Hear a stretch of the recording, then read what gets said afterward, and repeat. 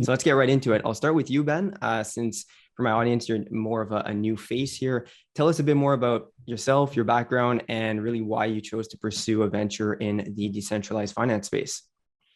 You bet. Yeah, it's great to meet you. Thanks for taking the time to chat with us. Sure. So my background, I'm actually a recovering securities lawyer. So I practiced law for about 5 or 6 years at the start of my career, helping companies raise capital, go public, and mostly in the oil and gas sector. So I was living in Calgary, and then in 2016, I decided to moved to Vancouver to get more involved with technology companies. And that's when I discovered Bitcoin. And and then everything changed from there, basically. No looking back. The rest is history. Yeah, it was just kind of, a great kind of turn of events. And so, being a lawyer at that time, I saw a lot was happening in the space.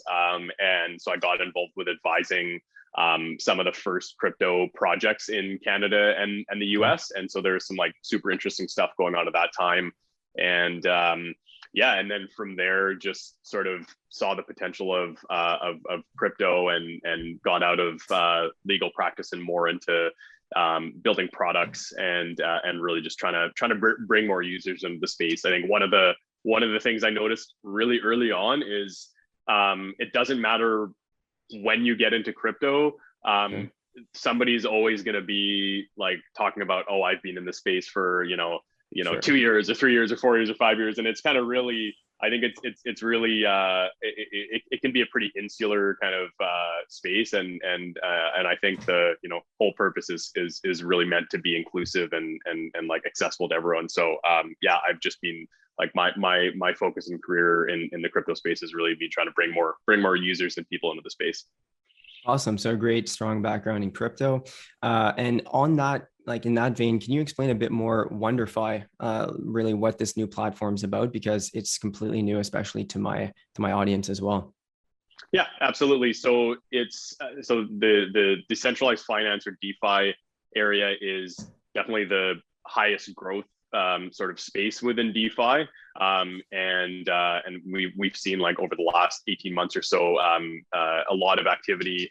A lot of it's focused around decentralized lending and decentralized exchanges, but there's a lot of different applications. It's really like people are excited about it because it's the future of finance. It's sort of everything that that we could have dreamed of back in 2016 and 17 for those of us that were in the space at that time. Like a really great application of smart contracts and more efficient, faster, cheaper transactions in a lot of ways. But one of the things that we've seen, and I think for any of your audience that has played around in DeFi will be able to attest to, is it's overwhelming to go into DeFi and try and figure out like, yes, what the hell's going on. So we really look at this from a entry-level user's perspective. How do we simplify this as much as possible and just lower the barrier to entry? So it's all about simplifying and creating better access to DeFi. So Wonderfi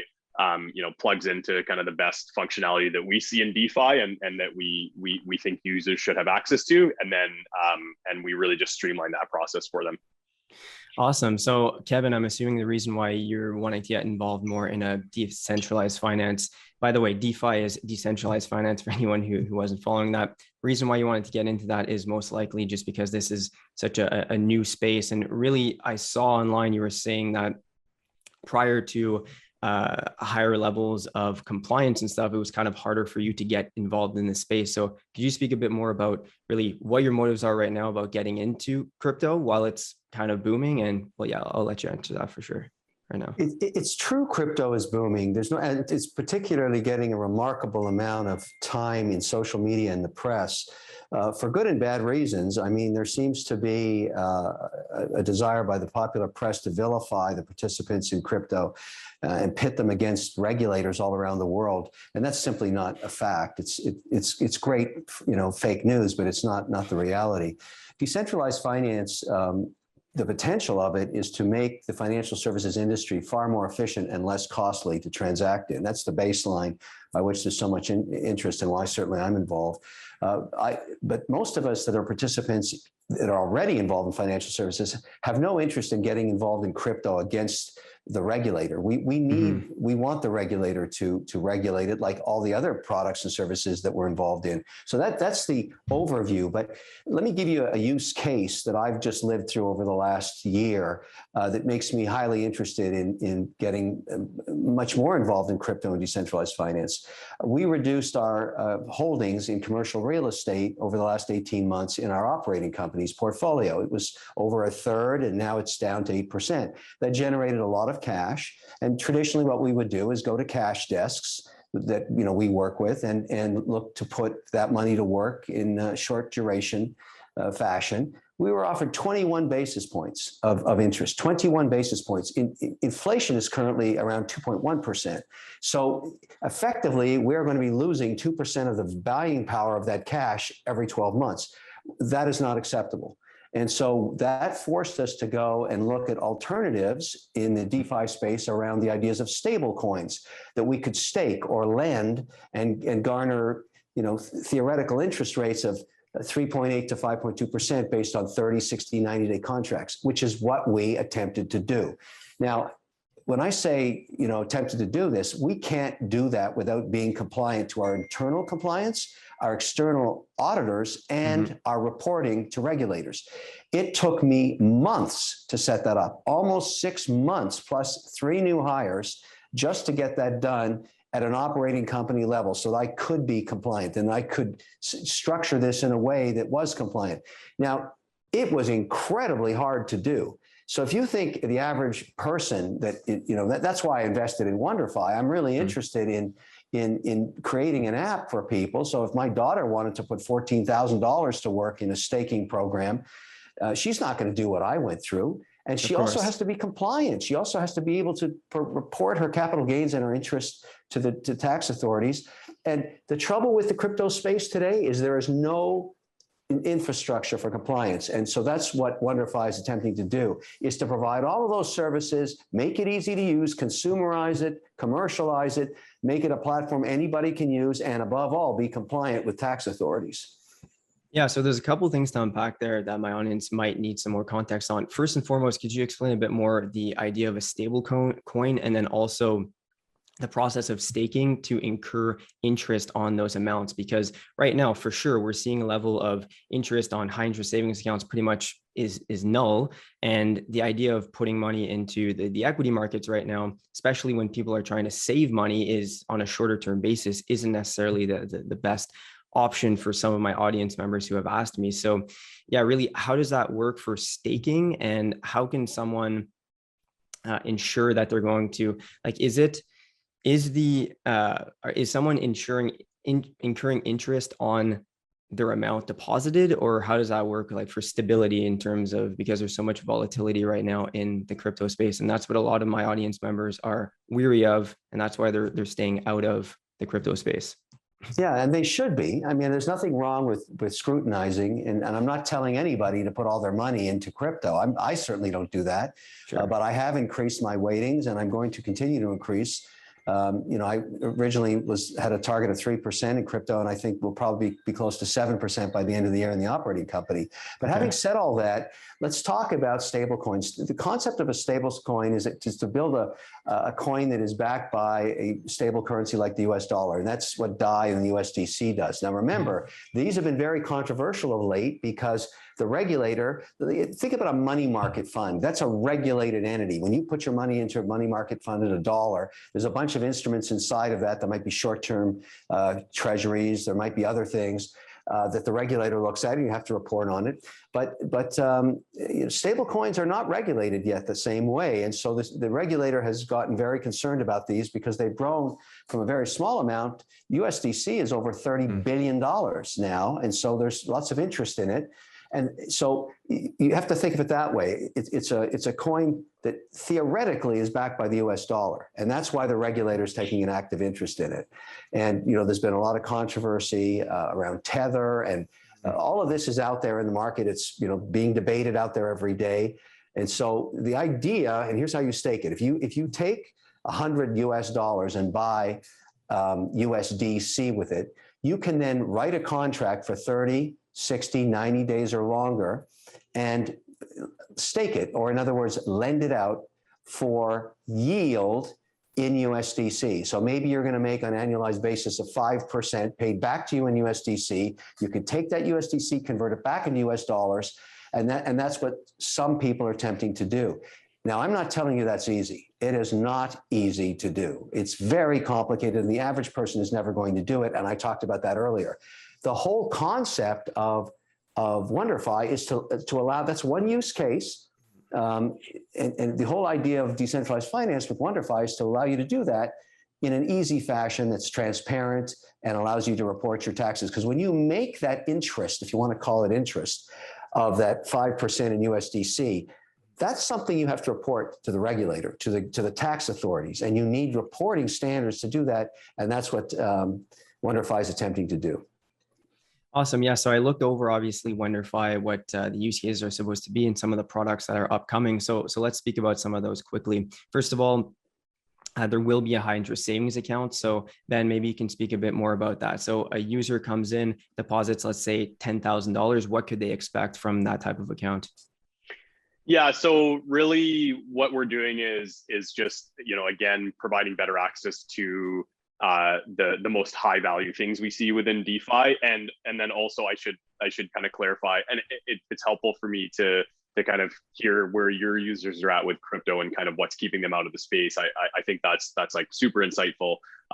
So one of the things we're really focused on is curating the experience. So we're keeping people away from a lot of the more experimental stuff that's going on with DeFi, some of the more high risk assets, because I think if you read the headlines, you'll see like there's hacks that are happening where customer funds are being lost, and issues like that, which are not great for the space. But a lot of that's happening on these really experimental kind of protocols, and so there are other protocols which are audited, tested. They've had billions of dollars of transaction volume go through them, like Compound, for instance, which is one of the most popular lending protocols. And so what we're doing is we're steering users towards those avenues, because we see them as being more suitable for somebody that's entering the space for the first time. So on the sort of savings like earn product that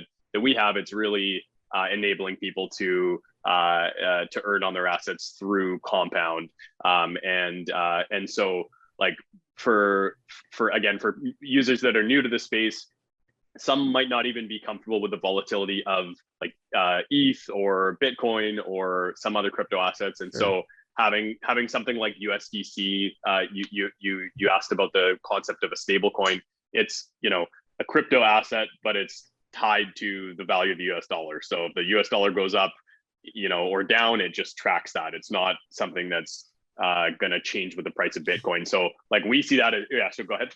So like someone's not going to deposit $10,000, just for more clarification to my audience here. Someone wouldn't deposit $10,000 and then that $10,000 is highly exposed to the fluctuations of Bitcoin, for example. Exactly. It's not at all, and it's just tied to the value of the US dollar, and so USDC was created by Circle, which is a company that's been doing a lot of great stuff in the space, and we're kind of partnered with them to offer that product through our platform. And so I think, to me, that's such a good entry point for people, because you get to understand what it is to own and control a digital asset. You're not exposed to the price volatility, and like to Kevin's point, you can earn interest on it. So I think that's why that USDC, which is the stable coin, that sort of application is such a good entry point for people that that are being kept out of space. And I would be super curious to also hear from your audience around what other thing, and I don't know if you have this feedback already from other conversations you've had, but what else is keeping them out of the space? Because I think one of the things that I've discovered from talking to a lot of potential new users into crypto and DeFi is it really is that there's so much information, it's too overwhelming for them to kind of come in. Yeah, I mean, right now, especially so many people, we have so much access to information about their various different investments and stuff like that. And I think it's really just more or less the volatility and the fact that most people still to this day, there's a lot more information about decentralized finance and crypto, but it's still quite unknown. So Kevin, you're pretty strong in the world of indexing though. And I see that Wonderfi is coming out with a crypto index essentially. So is this going to be composed of, for example, some of the top coins, or what can we expect from something like that? Well, that's a product decision. I'll let Ben talk Okay, about. sure. I think that it's important, but I think exposure to just overall as an investor, many people don't yet know how to get exposure to the crypto markets. I mean, I know there's a lot of excitement out there, but I want to, point something out. Much of what's going on in crypto is happening at the individual level or at the hedge fund level or the high net worth level or the family office level. It is not happening yet at the institutional or pension or sovereign fund level. Those customers that I know through my work in indexing have told me there's great interest in allocating to crypto, but no compliance infrastructure that allows them to do it. They have compliance committees, they have compliance departments, they have regulators that oversee them. And so the way to look at this is it's so nascent, it's so early that if you believe that there's a future of decentralized finance and cryptocurrencies, which I do, you have to make that binary decision, either you believe it or you don't. There's no, in my view, it's a personal opinion. I'm not telling people what to do, but I see no reason in my own personal position not to get some exposure while this grinds through the global compliance regulator in every geography. And I think over time, because of the really persuasive argument of reducing fees, transparency, and speed of transactions in just the payment systems and the global currency markets, there's so much potential. I'm a believer in it, so I see no reason not to participate. And it's, in terms of using Wonderfi to get that exposure, I'll let Ben answer that. Yeah, so I think we look at it just like, traditional investors. We're trying to look at it through that lens. So there's, traditional investors like, that want to be able to buy individual assets and get exposure and pick and choose. And then there's others that just want to enter into a market and get, broad exposure through an index. And so I think that's a really important point, and kind of learning from the traditional markets that we're taking, and then kind of applying into Wonderfi. There's always going to be people that just want to, in one click, get access to the top 10 assets that are driving a lot of value in the DeFi space. And I think that's also a very good entry point for new users. I think for anyone that's been in the crypto space during the last 5 years or so, you'll know that there was a lot of hype around different coins back in 2016, 2017, followed by a big crash where really the only things that survived in a meaningful way were Bitcoin and ETH, and that's because there's real value behind those assets. It's digital gold, and it's programmable smart contracts. And so I think there's a lot of excitement about crypto and DeFi again now. And so I think for people that are looking to get into the space for the first time, the same principle should apply. It's like, where is their actual value? And to me, that's like a really good place to focus. Do you, Kevin, think that once there is a lot more regulation and compliance around this space, do you think we'll continue seeing the same level of volatility in, let's say, Bitcoin and Ether, up 30% in a day, down 30% in a day? Do you think that's something that would continue or would kind of stabilize out a bit more over time? No, I think these products are nascent. They're very, very early. I think they're very, very volatile. If you're getting involved in owning Bitcoin and ETH. The thing I would point out, though, and certainly I've expanded my holdings a lot, owning cryptocurrencies is beyond just Bitcoin and Ethereum. There's so many other projects going on in level 1 blockchains and level 2 blockchains, and all kinds of tokens and coins that are very interesting projects. It's specific to different markets, and even the NFT market that's emerging. I want much more exposure to that too, and so volatility will remain. And you're very astute to point that out until this thing becomes more of an institutional product, because institutions allocate 1%, 2%, 3% to portfolios. and they don't day trade it. That's not their interest. They own, I'm speculating when I say this, but many of the people I talk to, they're institutional owners, treat Bitcoin as a property, no different than real estate. So they're interested in owning a building in Boston, or maybe 1 or 2% holding of a Bitcoin that they can find that's mined ethically and mined sustainably. That's another problem that the industry is facing, but I'm sure will resolve over time. But they're going to hold it for the long term. And so, my plan and what I'm planning, my strategy with this is I'm going to disclose my holdings after I've, I don't want to be accused of being somebody that buys some illiquid coin and promotes it. And, Sure. That's not my interest in this. I'm going to say, look, here's what I own. And I think by the time I finish, collecting these positions, there'll be about 20 or maybe 25 of them. And I'm going to be an investor in these for the various reasons. And I hope it creates a dialogue of the pros and cons of owning these different coins, tokens, positions, blockchains, level 1s, level 2s. Because I've been working very hard in terms of understanding which of these spaces I want to be a participant in.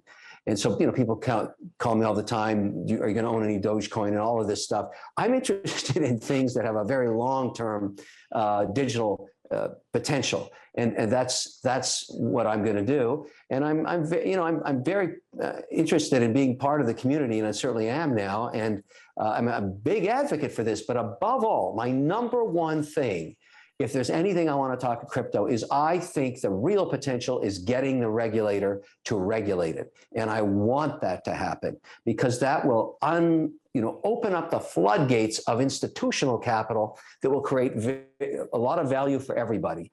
And therein lies the challenge. I think the regulator is doing a great job, obviously at different speeds and different geographies. Canada is different than Switzerland, different than Britain, Australia, New Zealand. And here in the US, where everybody's debating when this is going to be regulated, and the regulator is making a lot of communications about their focus on this. They're going to get it right, and they are the lead regulator globally. So we want them to get it right and encourage them to do so. So I think these are very exciting times.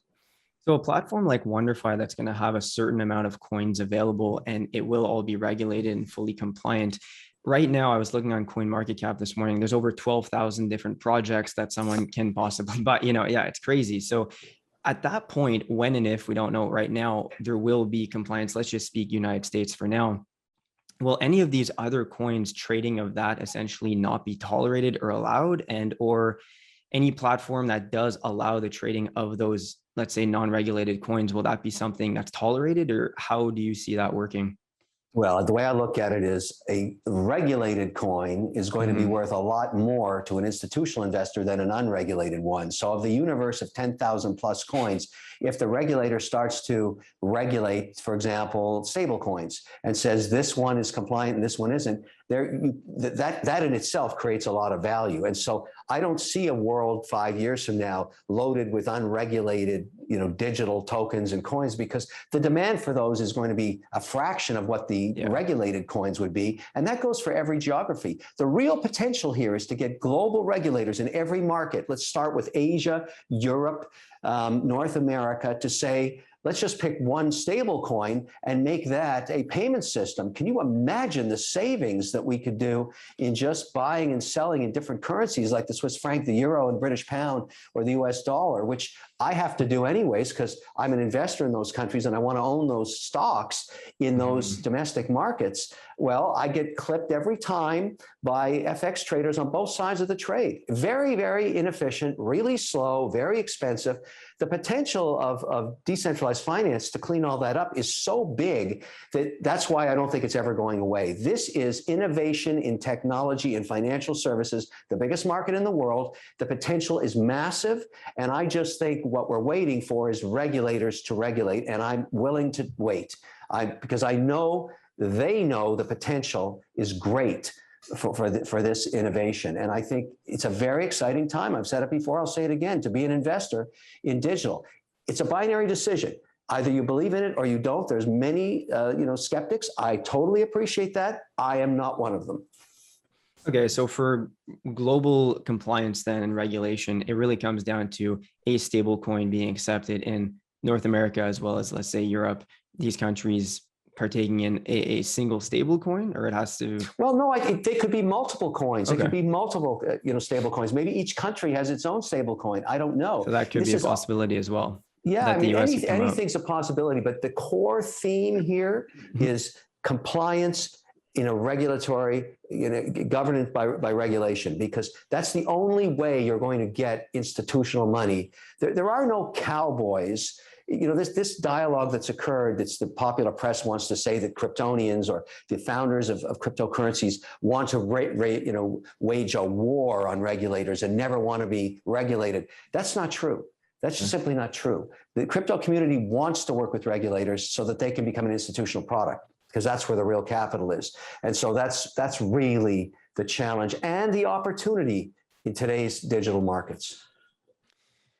Excellent. So Ben, right now, utilizing crypto, I hold some various different coins and such, but actually using those on a day-to-day basis is, of course, not something that I'm doing. Not many companies accept it or anything. When do you think there could be a possibility for this becoming more of a used currency in the day-to-day transactions of most people? And right now, transactions for doing that are also extremely high. So yeah, when do you think we could see an outlook for that? Yeah, I think it's going to take definitely more adoption for us to get to that stage where we can see payments on a day-to-day basis through crypto. I think if we rewind a few years, the expectation was that Bitcoin would be the new form of payment, and obviously that dialogue has changed a lot. I think it's pretty universally accepted now that Bitcoin is a store of value.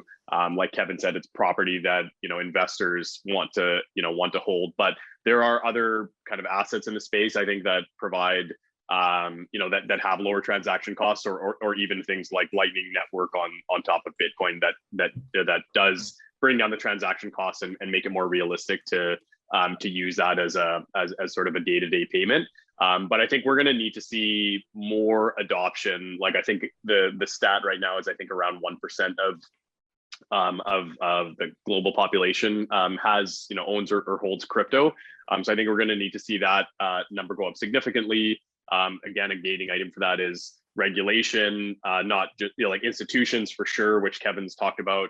And then also, I think a lot of users, retail that we talk to, regulation is something that they see in the headlines all the time, right? It's like, China crackdown, SEC, and so on and so forth. And so I think that does also keep retail out of the space. Not early adopters. Like, early adopters are in regardless of what the regulators are saying, and they're have been in the space for a long time. But I think for kind of the next part of the market segment to come in, that the market needs to mature quite a bit more. And I think that's really through aside from regulation, there's also education that needs to be done. Like, I think it's great, like, people like you being able to have a voice and sort of share some of the barriers and opportunities and things like that for people getting into the space. I think it's super important. So it's not just crypto cowboys that are saying, hey, this is the future, the only way to go. It's like there needs to be a good kind of informed discussion about it. Great. How much time do we have left? Because I have a couple more questions I'd like to run by you, Kevin. I could do another 5 minutes. Okay, awesome.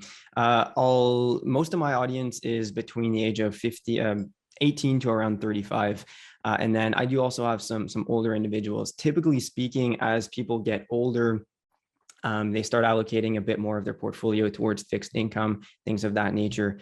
Do you think that moving towards retirement, do you think that an individual who is, let's say, 40 or above right now should wait to utilize a product like an index, and or maybe even use a high interest account like that to gain diversity towards cryptocurrency? Or should they potentially even just buy coins specifically like Bitcoin or Ethereum?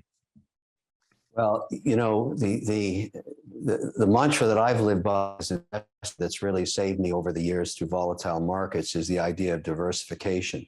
Everybody defines that in different ways, but my mother taught me a very basic metric that I've still used today. I never have more than 20% in any one sector of the economy.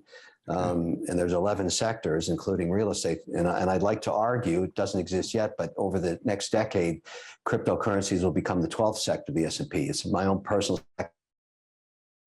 idea is you never have more than 20% in any one sector and never more than 5% in any one stock or bond. So, you could apply that to crypto as well. And so for me, getting exposure to crypto, if I'm successful by the year-end in our operating company portfolio, get to 7%, that will be made up of a large portfolio of different cryptocurrencies, tokens, coins, level 1 projects for new chains, level 2 projects, just a really diverse portfolio. And as I mentioned earlier, I will disclose that when it's built. So that hopefully we can have a dialogue with people that are interested, because I'm certainly getting questioned every day what I own. And I find distasteful this idea that people, create these liquid coins. You talked about 12,000 coins. Well, the majority of those are never heard of, and somebody's trying to go online and promote them, which I just find distasteful. I won't participate in that kind of thing. But the whole binary decision for anybody that's 18 to 40, if that range of your viewers, is to make that decision in the fork in the road, the binary decision. Am I going to participate in cryptocurrencies or not? Yes or no. It's a simple yes or no. And if the answer is yes, diversification, in my view, is what you want to do. You don't want to just own Bitcoin, just own Ethereum. There's many other ways to do it. So it really comes down to personal preference of, well, not preference, but idea of if you believe in the space or not. Awesome. All right. And one last question. I had a couple people ask me specifically for this interview, whether or not right now we're talking about how crypto, specifically Bitcoin, is like gold 2.0. Do you think that physical gold still has any place as a hedge against inflation when we have options like crypto? I had a couple people ask me that. Yeah, and I get asked that every single day. I still have a 5% weighting in gold, and I pay for storage of gold bullion, and I also use a couple of ETFs to rebalance the 5%. But, as I said earlier, crypto will probably eclipse that in terms of size of portfolio weighting, because I'm starting to view crypto as a sector. It's on a personal opinion. Gold is a 5% weighting as an asset. It's not easy to stake gold or make interest off gold. It's just a hedge against inflation, in my view, and it's been around since the 2,000 years. The Romans used to hoard it, so I have no intention of dumping it. It's just going to remain there. And we're so early in crypto, but I view crypto as a productivity tool.